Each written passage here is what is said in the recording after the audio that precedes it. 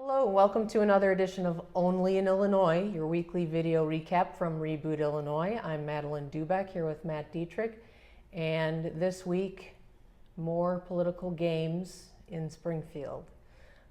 Both the House and Senate voted on a bill to take negotiating power away from the governor in his dealings with AFSCME, Right. the one that would only last for 4 years until this governor's term is up.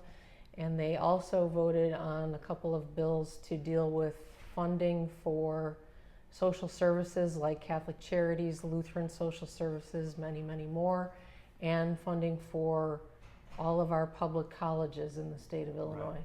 And what happened, Matt? Well, these were all pretty much meaningless votes, especially when you're talking about the AFSCME vote and the higher ed vote. The AFSCME vote was an exact repeat of what had happened in August and September.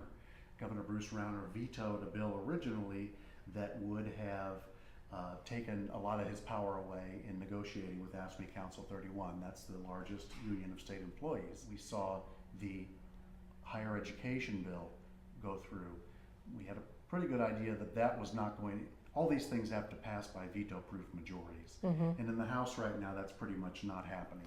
Well, why wouldn't the governor and Republicans want to fund higher education? They do want to That fund must be what people Right. are thinking. The big like problem with the bill is that it allocates the money. It says, we're going to give you the money, but it doesn't provide the money. There is no money to hand out right now. We're 4 months away now from being over $6 billion in a budget deficit. That's how fast we're overspending. We just don't have the money. It's gone. And until we get a budget that establishes some sources of new money, which is tax increases, we're not going to have that. We're at a situation now where they're supposed to be planning the 2017 budget.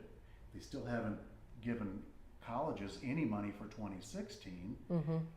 For a lot of them, that's about a third of their budget that's just going to be missed. And the problem the Republicans have with it is we're not going to pass bills that have no funding attached to them.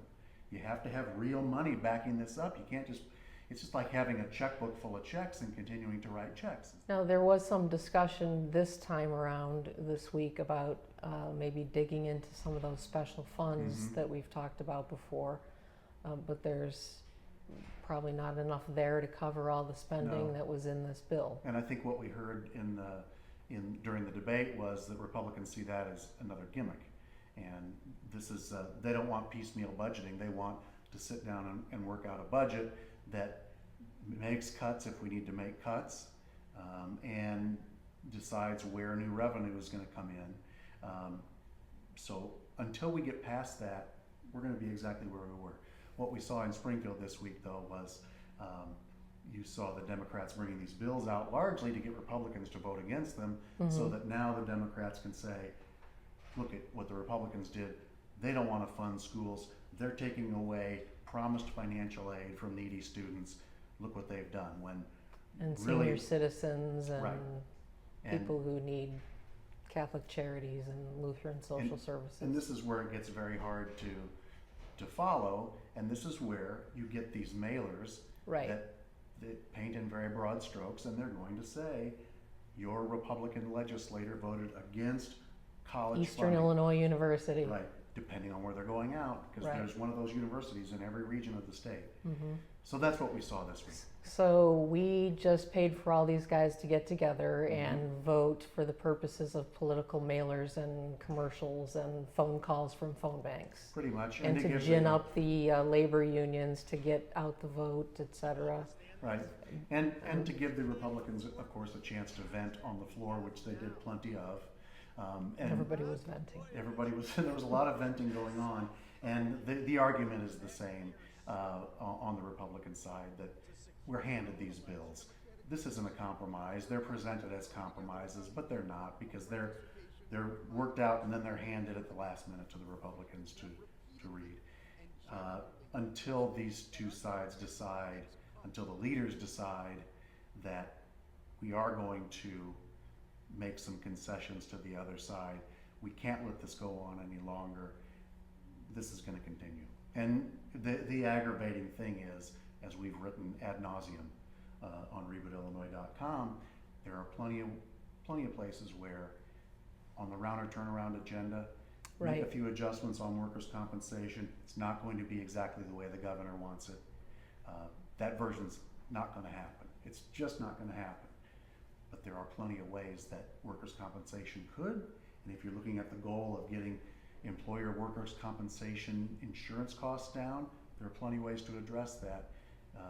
Maybe not exactly meeting in the middle with Governor Rauner's turnaround agenda, but meeting somewhere. Okay, so there was some discussion by some rank and file lawmakers about trying to have real compromise, Sure. but no signs of that so far. The House adjourned and they don't expect to be back until April 4th. Right, they'll be gone for a month. More than a month. We'll have an election between now and then, and this week really was all about political gamesmanship for the election March 15th. Mm-hmm. Whether we will get actual progress after the primary or we're going to have to wait all the way until the general, that's the big question. It used to seem like not having a 2016 budget until 5 months after the fiscal year ends would be unthinkable and impossible, and yet now it looks like a likely scenario. I don't even know, nobody quite knows how that's going to work. You miss an entire budget year and then go back 5 months later and try to fill back in all that money, while at the same time planning to fill in the hole that you've dug for next year too. And meanwhile, innocent victims all over the place. Right, and that's the real problem here. Yeah. You do have, right, you're seeing it now on college campuses. Students who are supposed to be signing up for next year's Right. classes, if they don't get their state financial aid, some of them don't know if they're going to be able to come back. These universities are absorbing the cost of this financial aid that the state hasn't delivered, plus they're absorbing all the operational money they haven't gotten from the state. They don't know if they can do, they've done it for a year so far, they don't know if they can do it again in the fall. All right, it's another chapter of the sad story of the state of Illinois. That's it for this week. Thank you for watching. Be sure to join us again on Only in Illinois.